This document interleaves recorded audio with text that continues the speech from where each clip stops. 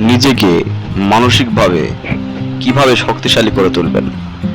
প্রথমে নিজেকে ভালোভাবে জানতে হবে।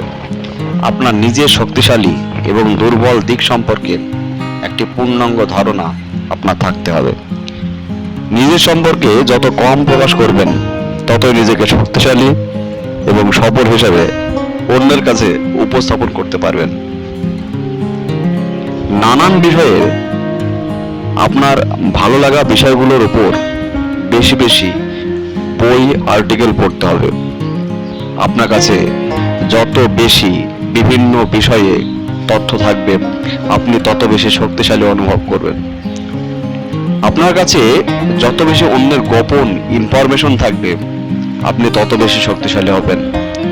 তবে আপনার অন্যের এবং নিজের তথ্য গোপন রাখার ক্ষমতাটাও অবশ্যই থাকতে হবে।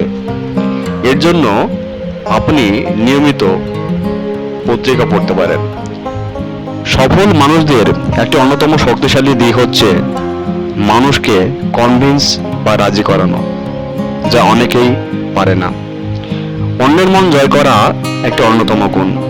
কাজেই অন্যের মন জয় করার শক্তি অর্জন করার জন্য বেশি বেশি অনুশীলন এবং রিসার্চ করতে পারেন।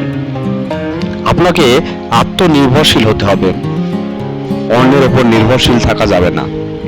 এই আত্মনির্ভরশীল হওয়া আপনার নিজের সরল ও শক্তিশালী করার জন্য খুবই প্রয়োজন।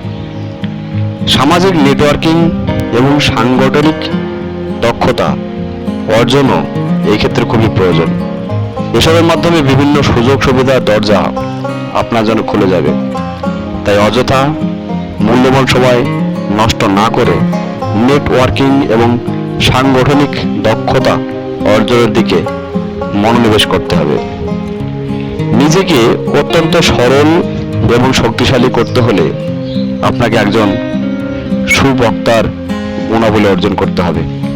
কারণ একজন দক্ষ বক্তাই যে কোনো পরিস্থিতি সহজেই বদলে দিতে পারে।